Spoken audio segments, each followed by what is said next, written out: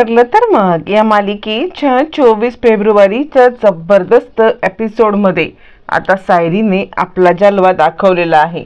आता बरोबर प्रियाचे सगळे कारस्थान समोर आणत प्रियाची सुभेदारांच्या घरातून हक्कलपट्टी केलेली आहे आणि या सगळ्यामध्ये प्रतिमाने सायलीवरती जो विश्वास दाखवलाय त्या विश्वासामुळे आता इकडे कल्पनाला सुद्धा बदलणं भाग झालंय आणि प्रियाची घरातून कायमची हक्कलपट्टी होत तिला या घरामध्ये सायलीने आता बरोबर तिची लायकी दाखवून दिलेली आहे।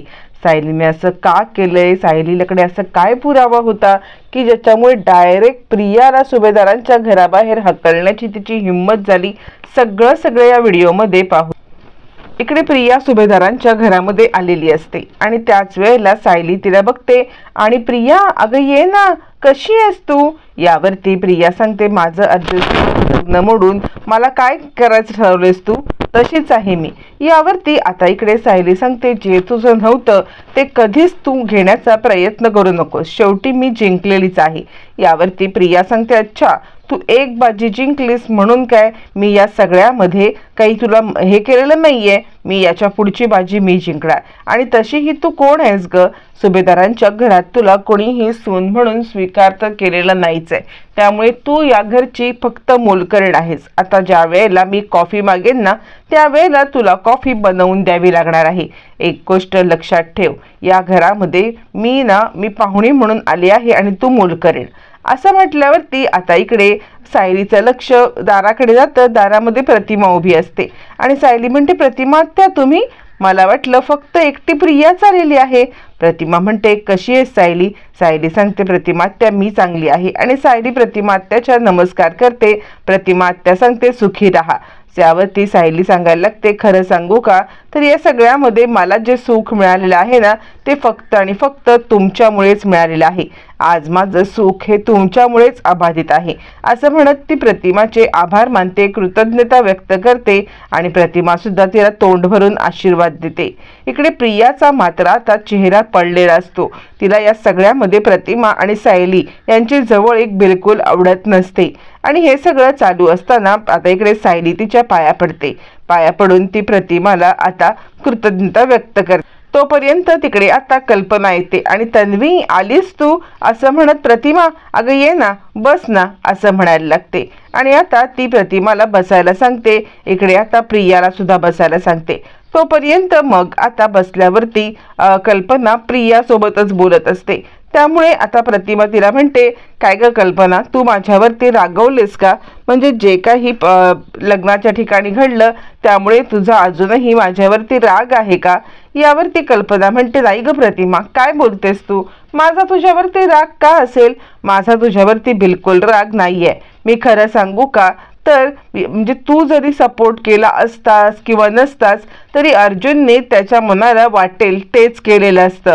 त्यामुळे या सगळ्यामध्ये तू न स्वतःला गिल्ट वाटून घेऊ नकोस। म्हणजे कसं आहे ही मुलगी बसले ना डोक्यावरती त्याला सगळं मनामध्ये भरवायला आणि आपल्या विरुद्ध फितवायला तेच सगळं ही करत आहे आणि या सगळ्यामुळे ना अर्जुन हे झालेलं आहे। यावरती मग मात्र प्रिया सांगते मामी खरं सांगू का तर मला या सगळ्यामध्ये ना सारखं तीच घटना आठवते आणि मला अर्जुनने माझ्यासोबत केलेलं सगळं आठवतं आणि खरं सांगू तर मला फक्त इतकंच वाटतं की माझी फॅमिली सुखी असली पाहिजे, तिला कोणत्याही प्रकारचा त्रास नको। यावरती कल्पना म्हणते खरं सांगू कर तन्वी तुझं मन खूप मोठं आहे, तुझ्यासोबत इतकं सगळं होऊन सुद्धा तू या घराचा किती विचार करतेस? यावरती प्रिया सांगायला लागते कसं आहे ना या सायलीने या घरामध्ये येऊन आता घराचं सुख बर्बाद केलंय तरी मी या घरची आहे ना मला विचार तर करायलाच पाहिजे। असं म्हणत ती पुन्हा तिचा विषय सायलीकडे वळवत असते जेणेकरून या सगळ्यामध्ये तिला आता बदनाम करता येईल किंवा सायलीबद्दलचं विष अजून तिला पेरता येईल। तोपर्यंत इकडे आता अर्जुनने बरोबर प्लॅनिंग केलेलं असतं। जिथून अर्जुन उठतो त्याच वेळेला जोशी आता त्या माणसाकडे येतो आणि काय हो अर्जुन सुभेदार यांच्या इल्लीगल प्रॉपर्टीचा विषय चालला होता ना, तुम्ही जर का या संदर्भातली मला सगळी इत्थंभूत माहिती दिलीत ना तर मी तुम्हाला या सगळ्यामध्ये ना योग्य ती अमाऊंट मिळवून देईन। फक्त तुम्ही मला अर्जुन सुभेदार यांच्याबद्दलची माहिती सांगायची आहे. यावरती तो माणूस म्हणतो, पण तुम्ही आहात तरी कोण? यावरती तो वकील सांगतो, तुम्हाला महिपत शिकरेकडून पैसे मिळवून द्यायची जबाबदारी माझी. मग ताबडतोब तो महिपत शिकरेला कॉल करतो आणि महिपतला सांगतो, अर्जुन सुभेदार यांच्या इल्लीगल प्रॉपर्टीचं सगळं मला समजलेलं आहे. तुम्ही ताबडतोब इकडे या आणि इकडे आल्यावरती मग आपण त्या माणसाशी बोलूया. असं म्हटल्यावरती महिपत म्हणतो, ठीक आहे, मी इथून तू जो लोकेशन पाठवलंस ना तिथून खूप जवळ आहे आणि त्यामुळे काळजी करू नको, मी तिकडे पोहोचतोच आहे. असं म्हणत इकडे आता महिपत त्या ठिकाणी जायला येतो. तोपर्यंत अर्जुन आता पुढची सोय करतो. अर्जुन आता वेटरला बोलवतो आणि त्या वेटरला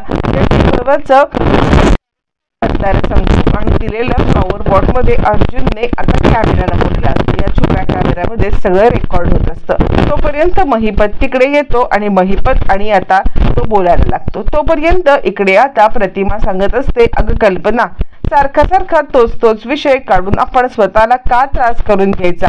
पुन्हा आपण तो विषय नको काढूया, हा विषय बंद करूया. असं म्हटल्यावरती मग मात्र आता इकडे आता सायली सांगायला लागते, म्हणजे प्रिया म्हणते की मी एक काम करू का, माझं खूप डोकं दुखते. तर कल्पना, मग मला कॉफी मिळेल का?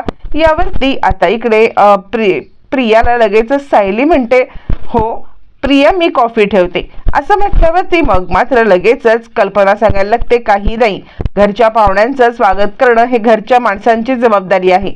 तू काहीही कॉफी वगैरे ठेवण्याची गरज नाहीये.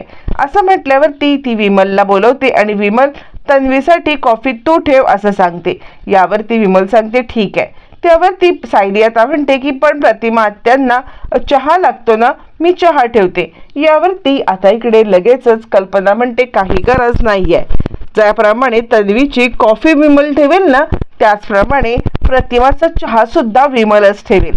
त्यावरती कल्पनाला आता प्रतिमा म्हणते, पण कल्पना, या सगळ्यामध्ये सायलीच्या हातची चव नसणार ना या चहाला, म्हणून ना मला सायलीच्याच हातचा चहा पाहिजे.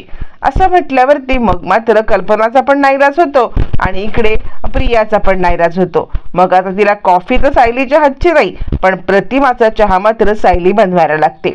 इकडे तोपर्यंत महिपत येतो. महिपत त्या माणसाची भेट घेतो आणि तो सांगतो, अर्जुन सुभेदार यांच्या इल्लीगल प्रॉपर्टीचा इत्थंभूत माहिती तुम्ही मला द्यायची. कोणत्याही बाबतीत तुम्ही कसूर करायचं नाही, पैसे देण्याच्या बाबतीत आम्ही कसूर करणार नाही. असं म्हणत तो पैशाने भरलेली बॅग आणलेली असते. त्यावर तो माणूस म्हणतो, ठीक आहे, ज्या पद्धतीमध्ये तुमचे पैसे मला येत असतील ना, त्याच पद्धतीमध्ये तुम्हाला तुमची माहिती बरोबर मिळणार. यावर महिपत म्हणतो, कामाचा माणूस आहेस, पण एक गोष्ट लक्षात ठेव, या सगळ्यामध्ये मला खडा न खडा जी काही माहिती आहे ती आणून द्यायची. हे पैसे आणि इतकंच नाही, तर जर व्यवस्थितपणे माहिती तू मला दिलीस ना, तर या सगळ्यामध्ये तुला नवीन जे कन्स्ट्रक्शन चालले त्यात 3 BHK फ्लॅट सुद्धा मी देईन. बोल, काय विचार आहे? यावरती तो माणूस सांगतो, ठीक आहे, मी तुम्हाला सगळी अर्जुन सुभेदार यांच्या इल्लीगल प्रॉपर्टीची जशी माहिती माझ्या ताब्यात येईल तशी मी तुम्हाला देईन. यावरती आता इकडे महिपत म्हणतो, अरे वा, मग निघ तू आता. मी तुला तेच सांगतो की यापुढे माझ्यासाठी काम कर, तुला पैशाने मालामाल करून टाकेल. असं म्हटल्यावरती ते पैसे घेऊन तो निघतो आणि त्यानंतर मग मात्र जोशी म्हणतो, आता कसं अडकवलं याच्यामध्ये सगळ्याला? त्यावरती महिपत शिकरे म्हणायला लागतो, जास्त उडतोय ना हा, याला अडकवणं हेच माझं काम होतं, नाहीतर ह्यांनी माझ्या पोरीला अडकवण्याचं बरोबर काम केलं होतं. हा माझ्या पोरीला अडकवणार होता.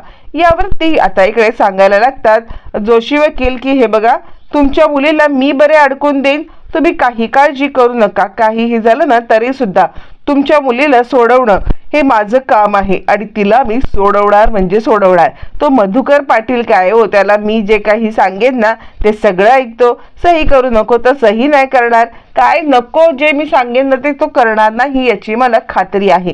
त्यामुळे त्याला मी आता मी त्याला जेलमध्ये पाठवतो आणि तुमच्या मुलीची सुटका करतो ते तुम्ही बघाच. असं म्हणत इकडे आता दोघं जण बोलत असतात आणि ते सगळं रेकॉर्ड होत असतं. याची या दोघांना साधी कल्पना सुद्धा नसते आणि दोघं जण जे काही अर्जुनला हवं असतं ते बोलून मोकळे होतात. इकडे तोपर्यंत प्रिया आता येते किचन मध्ये आणि ती सायलीला सांगायला लागते, तुला काय वाटलं या सगळ्यामध्ये मी शांत बसेन का? पण तुझा बदला घेतल्याशिवाय मी गप्प बसणार नाहीये असं म्हणत ती आता इकडे येते आणि सांगते, अगं मला वाटलं होतं की या घरात तुला किमान मोलकरणीचं तरी स्थान असेल, पण ते पण नाहीये ग. तुला मोलकरणीचं सुद्धा स्थान या घरात नसल्यामुळे कमालच झाली. साधा तुला चहा कॉफी करण्याची बिलकुल परवानगी नाहीये. म्हणजे तुला काय बोलावं तरी काय. आणि तुला काय वाटलं तू जिंकलीस का? पण मी तुला जिंकून देणार नाही असं म्हणत प्रिया आपला हात सायलीच्या हातात देते आणि स्वतःच तो हात गरम तव्यावरती ठेवण्याचा प्रयत्न करते आणि स्वतःच ओरडायला लागते, कल्पना मामी, आई लवकर या, सायली माझा हात भाजतीये, सायली मला जाळून टाकतीये, लवकर या. असं म्हटल्यावरती सायली सांगते, अगं प्रिया हात काढ, तुला लागतंय ना प्रिया, हात काढ. पण प्रिया मुद्दाम गरम तव्यावरती आपला हात ठेवून स्वतः हात भाजून घेण्याचा प्रयत्न करत असते आणि जेणेकरून सायलीवरती नाव यावं. सायली उलट तिचा हात बाजूला करण्याचा प्रयत्न करत असते. पण या सगळ्यामध्ये प्रिया अजूनच हात हे करते आणि तोपर्यंत तिकडे आता कल्पना आणि प्रतिमा येतात. कल्पना म्हणते, तन्वी काय झालं, तू काय इतक्या जोराने ओरडलीस? यावरती प्रिया म्हणते, कल्पना मी बघ नाही, सायली माझा हात तव्यावरती भाजायला निघालेली आहे. मी तिला फक्त इतकंच म्हटलं की का तू भर लग्नामध्ये येऊन हे असं लग्न मोडण्याचा प्रकार केलास, सुभेदारांच्या इज्जतीचा पंचनामा केलास, चार चौघामध्ये सुभेदारांना तू का हे केलंस? तर ही माझ्यावरती चिडली आणि माझाच हात इकडे तव्यावरती ठेवायला लागली आणि माझा हात पूर्णपणे पोळून निघालेला आहे. असं म्हटल्यावरती आता इकडे कल्पना म्हणते, मी एक काम करते, मी ताबडतोब जाऊन ना मलम आणते आणि ते मलम तुला लावते. असं म्हणत कल्पना मलम आणण्यासाठी गेलेली असते. त्यावेळेला प्रतिमा म्हणते, काय ग तन्वी, खरंच सायलीने तुझा हात हे केला का? खरंच असं झालंय का? प्रतिमाला बिलकुल विश्वास नसतो की सायली कधीतरी असं काहीतरी काम करेल म्हणून. यावरती चिडलेली प्रिया सांगते, मग तुला काय वाटते, मी खोटं बोलतेय का? म्हणजे तुला काय माझ्यावरती विश्वासच नाहीये का? असं म्हणत प्रिया या सगळ्यामध्ये आता मुद्दामच प्रतिमाच्या अंगावरती ओरडत आपण कसे बरोबर आणि सायली कशी चूक हे दाखवून देण्याचा प्रयत्न करत असते. तोपर्यंत सायली म्हणते, प्रिया का खोटं बोलतेस तू? तितक्यात तिथे आता कल्पना येते. कल्पना आल्यावरती सायली सांगते, आई तुम्ही 1.5 वर्ष गेली मला ओळखताय, या सगळ्यामध्ये मी असं नीच कृत्य करू शकेन याच्यावरती तुमचा तरी विश्वास आहे का? त्यावरती आता कल्पना जी आत्तापर्यंत सायलीला या सगळ्यामध्ये सपोर्ट करत असते ती अचानक फिरते, नाही तुझ्याबद्दल आम्ही आता काहीच बोलू शकत नाहीये, तू कधीही काहीही करू शकतेस ना, याच्यावरती आता माझा विश्वास बसलेला आहे. तू या सगळ्यामध्ये ना कधीही कोणालाही दुखवू शकतेस, हे कळलंय ना मला, तू या सगळ्यामध्ये गप्प बस. असं म्हणत कल्पना सायलीवरती विश्वास ठेवायला तयार नसते. आता सायली विचार करते, या जर का प्रियाला धडा शिकवायचा असेल तर हिच्याच पद्धतीने हिला धडा शिकवायला पाहिजे. काय करू? मग प्रियासमोर आता इकडे सायली हात जोडते आणि आई तुम्हाला सुद्धा असंच वाटतंय ना, तर मी तुमची हात जोडून माफी मागते. म्हणजे कसं आहे, ही माझ्या आणि अर्जुन सरांच्या मध्ये आल्यामुळे माझ्या डोक्यामध्ये हिच्याबद्दल खूप राग होता आणि म्हणूनच या सगळ्यामध्ये ना मी हा राग अशा पद्धतीने काढला. मला कळलंच नाही की मी अचानकपणे काय करतेय किंवा मी कोणत्याही गोष्टी हे करतेय हे मला कळलंच नाही आणि म्हणून माझ्या हातून हे कृत्य झालं, तर तुम्ही मला माफ करा. प्रिया तू मला माफ कर. यावरती चिडलेली कल्पना म्हणते, बघितलंस प्रतिमा, किती निर्लज्ज पद्धतीने हिने हिचा गुन्हा कबूल केलाय ते, म्हणजे हिला त्याचं काही वाटत पण नाहीये, इतकी ही निर्लज्ज झालेली आहे. असं म्हणत प्रतिमा सायलीला खूप काही बोलत असते. त्यावरती सायली म्हणते, माझ्याकडून माफी स्वीकार कर आणि ये, मी तुला घराच्या बाहेर सोडते. तू तशीही बाहेर जाण्यासाठीच निघालेली आहेस ना, तर मी तुला बाहेर सोडते, चल. यावरती कल्पना म्हणते, त्याची काही गरज नाही, आधीच तुझ्या बाबतीत जे काही केलेस ना त्यामुळे आता मला तुझ्यावरती विश्वासच नाहीये. यावरती प्रतिमा म्हणते, अगं कल्पना, त्या दोघी आश्रमामध्ये लहानाच्या मोठ्या झाल्यात ना, तर कसं आहे, त्या दोघींची ही भांडणं आधीपासून होत असतील, त्यांना ह्या सवय असतील की एकमेकींशी भांडायचं, एकमेकींना प्रेमाने हे करायचं, तर तू यांच्यामध्ये अजिबात पडू नकोस. तू कोणत्याही प्रकारे त्यांना आता काही हे करू नकोस, त्यांना त्यांचं भांडण सॉल्व्ह करू दे. असं म्हणत प्रतिमा आता इकडे कल्पनाला सुद्धा या दोघींच्या मध्ये पडू नको हे सांगून आता बरोबर सायलीचीच मदत करत असते. आणि मग त्यावेळेला इकडे प्रिया गडबडते आणि आता इकडे कल्पना सुद्धा परवानगी देते. कल्पना परवानगी देते की जा सायलीला सोडण्याची. मग काय, सायलीला तेवढंच हवं असतं. आता कल्पनाची परवानगी घेऊन प्रियाला घेऊन आता सायली बाहेर येते. नुसतीच बाहेर येत नाही तर प्रियाला जोरदार धक्का देते आणि खाली पडते. प्रिया म्हणते काय चाललंय तुझं. यावरती सायली म्हणते कसं आहे ना, तुझी ह्या घरात येण्याची मुळातच लायकी नाहीये. तुला ह्या घरामध्ये अजिबात तारा नाहीये. चालती हो प्रिया, तू या घरामध्ये पुन्हा पाऊल टाकलंस ना तर खबरदार. म्हणजे या घरात येऊन माझ्याविषयी कुरघोड्या करायची तुला जी काही घाणेरडी सवय आहे ना, तू एक गोष्ट लक्षात ठेव, एक ना एक दिवस मी सगळ्यांच्या समोर तुझं हे कारस्थान आणल्याशिवाय गप्प बसणार नाहीये. तू मलाच माझ्या घरातून बेघर करण्याचा जो प्रयत्न करतेस ना, तो तुझा प्रयत्न मी कधीही यशस्वी होऊ देणार नाहीये. आणि मुळातच तू अर्जुन सरांसोबत लग्न करण्याची जी काही तयारी केलीस ना, ते पूर्णपणे चुकीचं होतं. अर्जुन सर फक्त आणि फक्त माझे आहेत, माझेच राहणार आणि माझेच होते. त्यामुळे तू त्यांच्यावरती नजर ठेवू नको आणि माझ्या संसारात ढवळाढवळ करायला येऊ नको. यावरती मग मात्र प्रिया म्हणते, हे बघे, तू मला नको सांगूस, या घरात तुला काय स्थान आहे, कोण आहे, कोण तुझा स्वीकार करते, मला सगळं माहिती आहे. त्यावरती मग मात्र आता इकडे सांगायला लागते, सायली एक गोष्ट लक्षात ठेव, ही आमच्यातली गोष्ट आहे. या सगळ्यामध्ये तुला पडायची बिलकुल गरज नाहीये. आम्ही आज एकमेकांच्या विरुद्ध असलो तरी उद्या आम्ही सुभेदार सगळे एकत्र येऊ. त्यासाठी तुला या सगळ्यामध्ये बिलकुल पडायची गरज नाहीये. चल निघ इथून. असं म्हणत सायलीने आता इकडे प्रियाची मस्तपैकी हक्कलपट्टी केलेली असते. प्रियाला फरफटत बाहेर आणून ढकलून तिने आता तिचा बदला पुरा केलेला असतो. तोपर्यंत तिकडे आता प्रतिमा येते आणि ती म्हणते, काय ग, काय बोलत होती तन्वी. यावरती आता इकडे सायली सांगायला लागते, प्रतिमा त्या या सगळ्यामध्ये तन्वीचं वागणं जरा विचित्रच झालेलं आहे. म्हणजे तिला कितीही समजवण्याचा प्रयत्न केला ना तरी तिला गोष्टी काही समजतच नाहीयेत. म्हणजे ती असं का वागते या गोष्टीचा मला तर अंदाज लावणंच कठीण आहे. त्यावरती मग आता ती प्रतिमाला म्हणते, प्रतिमा त्या तुम्ही मला एक गोष्ट सांगा, तुमचा तरी माझ्यावरती विश्वास आहे ना. यावरती प्रतिमा सांगते, हो बाळा, माझा तुझ्यावरती पूर्ण विश्वास आहे. जे काही तन्वीने सांगितले ना ती गोष्ट तू कधीही करणार नाहीस, या गोष्टीवरती माझा पूर्णपणे विश्वास आहे. आणि त्यामुळे या सगळ्यामध्ये मला कुणीही कितीही काहीही सांगितलं तरी सुद्धा तू या सगळ्यामध्ये स्वतःला त्रास करून घेऊ नकोस. मला माहिती आहे तू हे काही करणार नाहीयेस.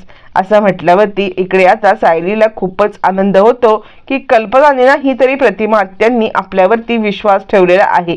मग सायली आता इकडे प्रतिमाला मिठी मारते. दोघी मायलेकींचं नातं इतकं घट्ट असतं की प्रियासारखी कोणतीही नतद्रष्ट माणसं या दोघींचं नातं तोडूच शकत नसतात आणि या दोघींना एकमेकांपासून कधीही दूर होऊ देणार नसतात. हे सगळं चालू असताना मग मात्र प्रतिमा आपल्या मुलीला मिठीत घेते, तिला थोपटते आणि काहीही झालं ना तरी मी तुझ्यावरती नेहमीच विश्वास ठेवेन आणि तुझ्या पाठीशी खंबीरपणे उभे राहीन असं तिला वचन सुद्धा देते. या सगळ्यामध्ये सायलीला कुणीतरी आपल्या बाजूने भक्कमपणे उभा आहे या गोष्टीची जाणीव होते आणि सायलीला खूप खूप खूप आनंद होतो. मग आता सायलीचा निरोप घेऊन प्रतिमा तिकडून निघते. प्रिया ऑलरेडी गेलेली असते. इकडे आता चैतन्य आणि अर्जुन या दोघांनी जे काही रेकॉर्ड केलेलं असतं ते रेकॉर्डिंग दोघं जण पाहत असतात आणि दोघं जण ज्या वेळेला ते पाहतात तेव्हा त्यांना जे काही हवं असतं ते अचूक रेकॉर्डिंग झालेलं असतं. आणि त्यामुळे आता इकडे महिपत सांगत असतो की हे बघा, त्या मधुभाऊंना आपल्याला अडकवायचं आहे. यावरती जोशी सांगत असतो, तुम्ही काळजीच करू नका, काही झालं तरी सुद्धा या सगळ्यामध्ये आता तो काही हे होणार नाहीये, आपण काळजी करायची नाही. तुमच्या मुलीला सोडवण्याचं काम माझं आणि मधुकर पाटाळा बरोबर मी मिसगाईड करेन. त्याला मी कोर्टामध्ये जेलमध्ये पाठवल्याशिवाय मी गप्प बसणार नाहीये. आता हे सगळं रेकॉर्डिंग अर्जुन आणि चैतन्यच्या हातात आलेलं असतं आणि चैतन्य या सगळ्यामध्ये आता सांगत असतो, चल मग आता वाट कसली पाहतोयस, हे रेकॉर्डिंग मधुभाऊंना पाठवूया, मधुभाऊंना दाखवूया आणि त्यांचे डोळे उघडूया. सगळ्यात महत्त्वाचं म्हणजे आता याच्यामध्ये आपल्याला मधुभाऊंना हे सगळं दाखवून त्यांचं जोशांबद्दलचं मत बदलायला पाहिजे आणि लवकरात लवकर ही केस तुझ्या ताब्यात आली पाहिजे. असं म्हणत दोघं जण मधुभाऊंकडे जायला सुद्धा निघतात. तोपर्यंत अर्जुन सांगत असतो, यांनी आतापर्यंत जे काही कारस्थानं केलेत ना, आपल्याकडे कोणताही पुरावा नव्हता, पण आत्ता आपल्या ताब्यात पुरावा आहे. हे सगळं चालू असताना इकडे आता पूर्णाजी खाली जेवणासाठी येते. त्यावेळेला कल्पना तिला घडलेला सगळा प्रकार सांगते आणि सांगते, अहो तन्वी आपल्याकडे आज आली, पण आज तिला ही अशी वागणूक मिळाली. यावरती पूर्णाजी म्हणते, मला तर शरम वाटते, शरम. हे सगळं ऐकताना मला आता कळतच नाहीये की मी कशी रिॲक्ट करू. म्हणजे आपल्याकडे तन्वी आली आणि तिच्यासोबत हे असं काही घडतंय, मला खरंच विश्वासच बसत नाहीये. ही मुलगी हे अशा प्रकारचं काही करू शकते. खरंच म्हणजे आपण या आधीच हिला आता ओळखायला पाहिजे होतं. असं म्हटल्यावरती मग मात्र आता इकडे सायली सुद्धा खाली आलेली असते आणि त्यावरती मग आता कल्पना म्हणते, पूर्णाई या सगळ्यामध्ये तन्वी सोबत जे काही झालेलं आहे त्याची शिक्षा हिला नाही का मिळणार? हिला त्याची शिक्षा मिळालीच पाहिजे. यावरती पूर्णाई म्हणते, हो शिक्षा तर हिला मिळणारच आहे. म्हणजे हिच्यासाठी आज आपलं स्वयंपाकघर अजिबात उघडणार नाहीये. आणि त्यावरती मग आता सायली तिकडे येते आणि सायली सांगायला लागते, पण आमचं अजूनही स्वयंपाक झालेला नाहीये. यावरती पूर्णाजी अधिकच चिडते आणि पूर्णाजी सांगायला लागते, तुमचा स्वयंपाक झालाय नाही झालाय या सगळ्याशी खरं तर मला काही देणं घेणंच नाहीये. एक गोष्ट लक्षात ठेव, तू या सगळ्यामध्ये किचनमध्ये जाणार नाहीस. मग तुम्ही उपाशी राहा नाहीतर बाहेरून जेवण मागवा, मला या सगळ्यामध्ये काही फरक पडत नाहीये. पण तन्वी सोबत आज जे काही तू केलेलं आहेस ना, या सगळ्याचं हे तुला मिळणारच फळ. असं म्हणत असताना तिकडे अश्विन येतो. अश्विनला काहीतरी परिस्थिती गंभीर आहेचं कळतं आणि तो म्हणतो, काय झालं? म्हणजे आता हे सगळेजण तुम्ही का चिडलायत? आज काहीतरी घडलंय का घरामध्ये? असं म्हणत अश्विन सगळे विचारायला लागतो. त्यावेळेला कल्पना म्हणते, अश्विन जे काही घरात घडलंय ना ते तू विचारू नये आणि आम्ही सांगू नये. असा प्रकार घरामध्ये घडलेला आहे. म्हणजे या घरामध्ये तन्वीचा इतका भयानक अपमान आत्तापर्यंत कुणी केलेला नव्हता, तो ह्या मुलीने केलेला आहे. मला तर या घरामध्ये हे असं काही चालतंय यावरती विश्वासच पटत नाहीये. असं म्हणत ती अश्विनला घडलेला प्रकार काही सांगत नाही, पण या सगळ्यामध्ये सायली कशी दोषी आहे इतकं मात्र नीट पटवून देते. आणि आता सगळेच जणांनी सायलीवरती बहिष्कार टाकलेला असतो, त्यात एक अश्विन सुद्धा सामील झालेला असतो. आणि आता कोणीच तिच्याशी बोलत पण नसतं.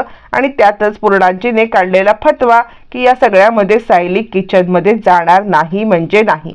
आता हे सगळं चालू असताना इकडे आता सायलीला किचनमध्ये जायची बंदी केलेली असते, जेवण नसतं आणि तिला काय करावं कळत नसतं. तितक्यातच तिला अर्जुनचा कॉल येतो. अर्जुनचा कॉल आल्यावरती मग आता इकडे अर्जुन तिला सांगायला लागतो की तुम्ही ताबडतोब मधुभाऊंच्या घरी या. ज्या वेळेला तुम्ही मधुभाऊंच्या घरी याल ना त्यावेळेला लवकरात लवकर मी तुम्हाला सांगतो काय करायचं ते. मग सायली मधुभाऊंच्या घरी यायला ज्या वेळेला निघते त्यावेळेला अर्जुन आणि आता सायली या सगळ्यामध्ये दोघं जण मधुभाऊंना तो व्हिडिओ दाखवतात. मधुभाऊंना व्हिडिओ दाखवल्यावरती मधुभाऊंना जबरदस्त धक्काच बसतो आणि ते म्हणतात, जोशी वकील म्हणजे मी यांच्यावरती इतका विश्वास ठेवला आणि ते जोशी वकील माझ्यासोबत अशा प्रकारे वागू शकतात. यावरती अर्जुन म्हणतो, हो तुम्ही आता सतर्क राहिलं पाहिजे. तो तुम्हाला अडकवण्याचा प्रयत्न करतोय, पण तुम्ही या सगळ्या प्रकरणात अडकायचं नाही, आता अलर्ट राहायचं आहे. अर्जुनने मधुभाऊंना पुराव्यासकट सगळा प्रकार दाखवून त्यांचे डोळे तर उघडलेत आणि या सगळ्यामध्ये केस सुद्धा आपल्या बाजूने वळवले. आता अर्जुन ही केस लढून मधु पाटलांना कशा पद्धतीने सोडवणार आणि आता महिपत आणि साक्षी यांना कशा पद्धतीने अडकवणार हे मात्र येणाऱ्या भागातच कळणार आहे.